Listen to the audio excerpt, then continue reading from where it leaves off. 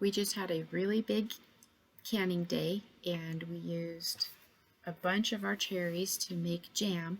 And now what we have left is all of the cherry pits.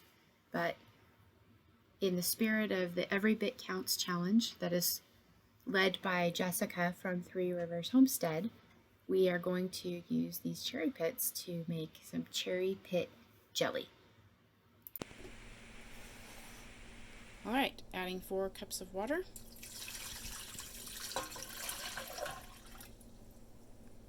We're going to get this up to a boil, maybe 5 or 10 minutes, and then we'll strain out the pits and begin the jelly process. You'll notice that there are a bunch of little cherry pieces attached to the pits, and along with the flavor that comes from the pits, all of the flavor that is in this fruit left behind from the pitting process will go into the juice. And when this is finished boiling, the little pieces of cherry that we strain off will no longer have the cherry flavor, but all of that will be left behind in the cherry juice. While I'm waiting for the cherry juice to come to a boil, I'll take this time to pull out all of the things that I need to make the jelly, from the canning jars and lids and bands to all of the ingredients that go into the jelly, and finally the water bath canner. I'll wash up my jars, get them sanitized and ready to go so that everything is a smooth process when I go to finish the product and fill the jars. Here it is finished boiling, getting ready to strain off all of the cherry pits, and it's a nice deep red color, and we'll discard all of the pits. The next step is to stir in a 1/4 cup of lemon juice and add it back into the pot, where we will add in the pectin and bring it back up to a boil. Today I'm using MCP pectin, and in addition to the 1/4 cup of lemon juice and the 4 cups of cherry juice, I'm adding 4.5 cups of sugar. To the sugar, I will be adding a couple drops of almond extract at the recommendation of Jessica from Three Rivers Homestead. And once the juice comes to a boil, I'll stir in the sugar. Once it becomes a rolling boil, I will stir that for 1 minute and pour the product into my prepared jars. It's important to remember, once you're finished pouring the product into the jars, especially when you're making jams and jellies, because it's very sticky, lots of sugar, you want to wipe those rims really well with some white distilled vinegar.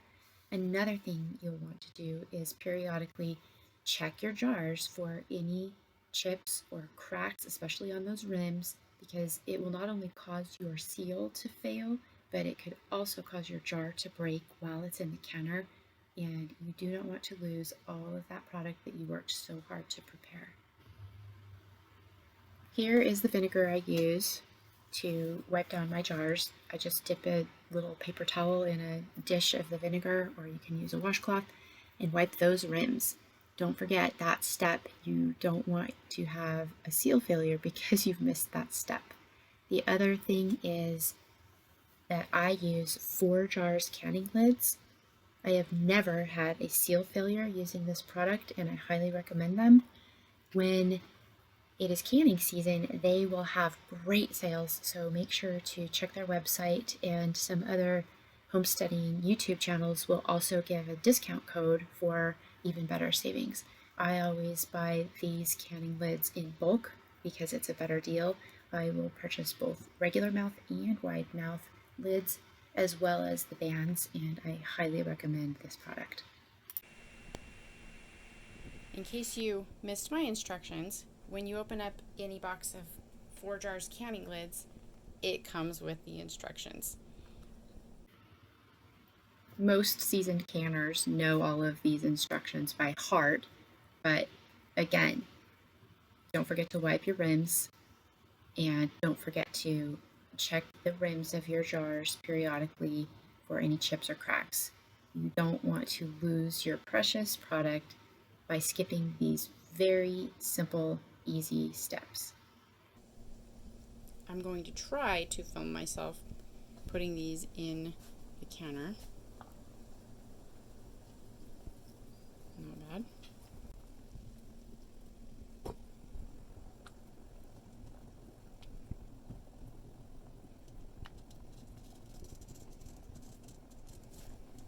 notice every jar I add, the water level goes up, which is why I didn't fill it completely when I brought it up to a boil. Also, these jars are very hot, so I want to make sure the water temperature is the same as the jars. You don't want to shock your jars and have them break when you're putting them into the counter.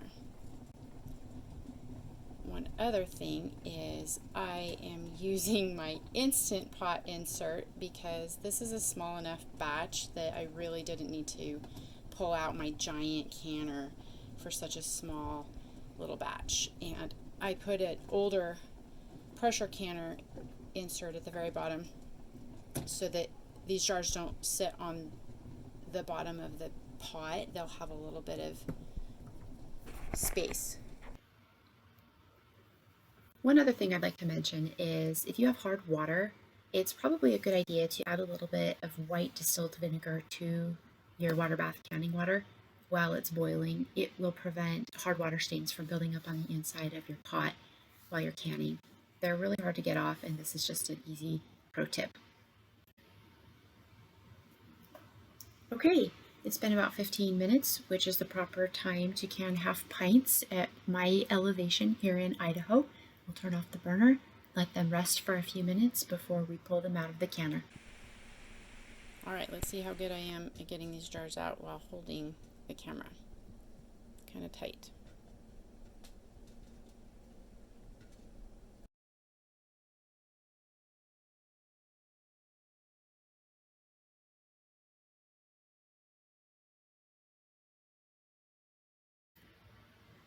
Okay, here we have 6 half pints of cherry pit jelly, and they are so pretty.